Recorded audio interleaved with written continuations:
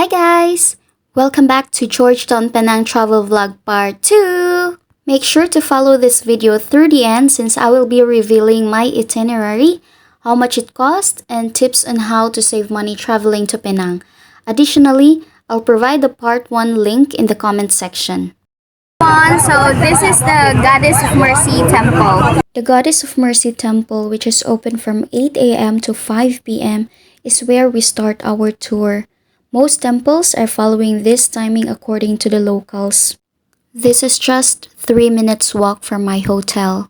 The Goddess of Mercy Temple, also known as Kuan Yin Teng, is a popular tourist destination in Penang, Malaysia for a number of reasons including cultural heritage, architecture, statue, birds and flowers, and fortune-telling. The temple is a center of worship for Chinese Taoists and a focal point for Chinese festivities. Here's tip number 1 on how to save money.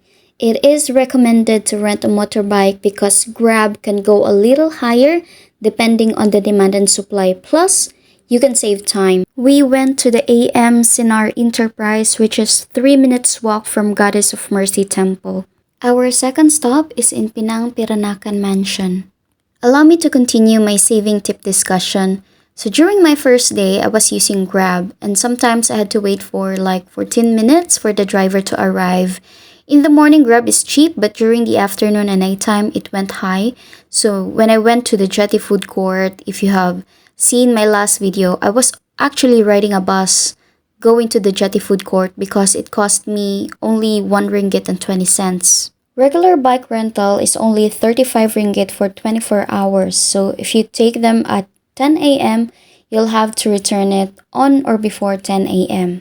If you don't have an international license, worry not because they accept local license issued from your respective country, and please prepare a passport for foreigners. Gasoline is only 2 ringgit per liter. The Penang Piranakan Mansion in Georgetown, Penang, Malaysia has been featured in several movies and TV shows including The Little Nyonya, a 2008 Singaporean film that was shot in the part of the mansion, Anna and the King, The Amazing Race 16, The Amazing Race Asia 4, The Iron Lady, and even Crazy Rich Asians, where Chris Aquino was one of the cast there. The Chinese and Malay, their wedding days, they're still using the tok panjang.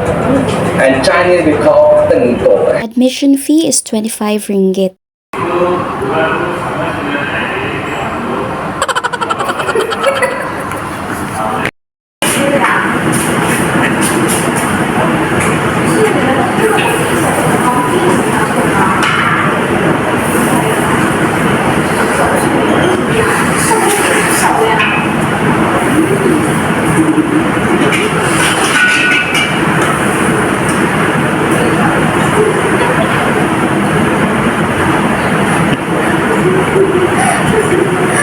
Next stop is the Reclining Buddha Temple, Wat Chayamang Kalaram.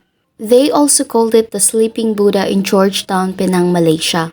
It is a popular tourist destination because of its 33-meter gold-plated reclining Buddha statue, and it is considered to be the 14th biggest reclining Buddha in the world. The temple was built in 1845 on land given to the Thai community by Queen Victoria.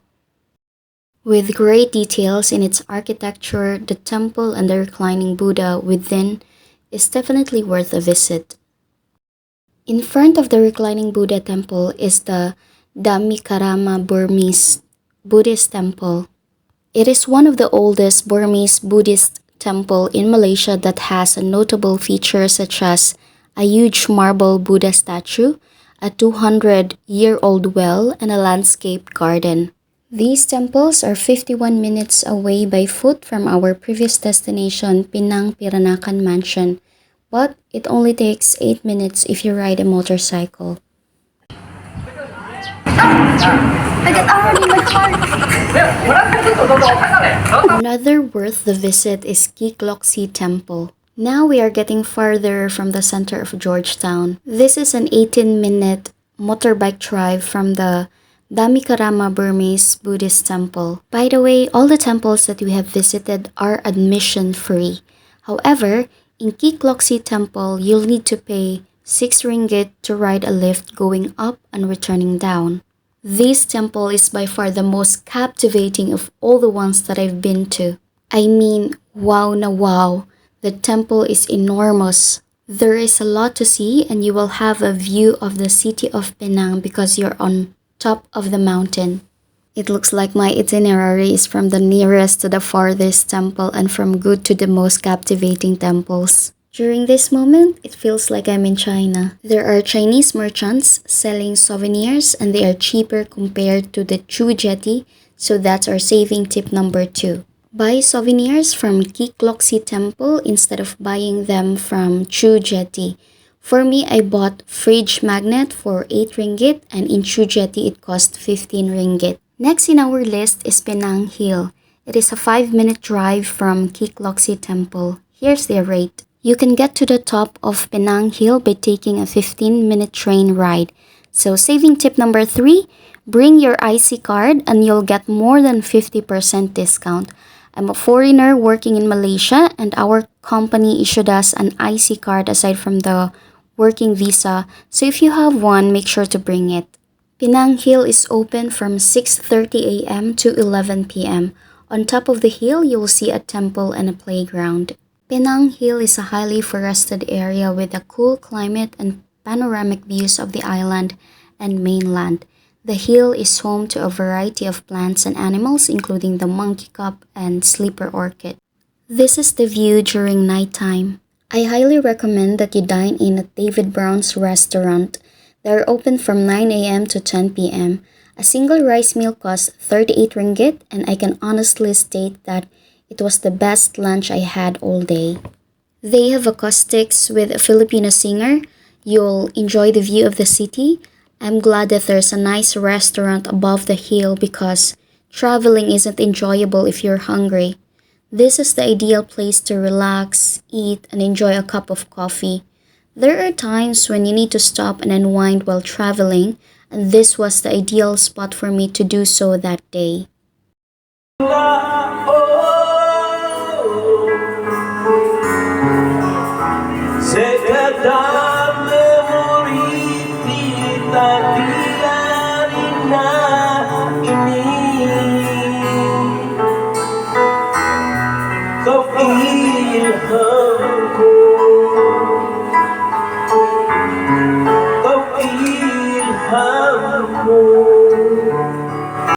After Penang Hill, we went to the Penang Bridge.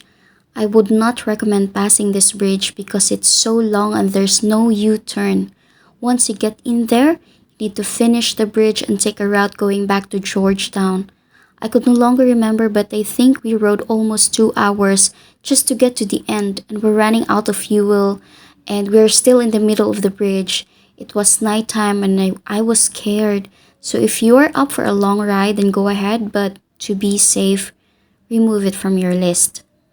I want to tell you how the hotel I reserved helped me save a significant amount of money on my trip to Penang. I highly recommend booking at Kokwa Muse. This is not sponsored, however, they deserve a commendation. When I arrived at the hotel, they welcomed me and toured me in the place. They let me know about the do's and don'ts in the house, and Art, the caretaker, made me feel at home. They make great local foods every morning, so I really don't have to spend a lot of money trying it because they serve it at home. What you see is what you get. There's juice, fresh milk, soya milk in the fridge, and you can get as much as you want. There are always fruits on the table, bread, cookies, coffee, tea, and jams. They are all for free. Soaps and shampoos are readily available in the bathroom.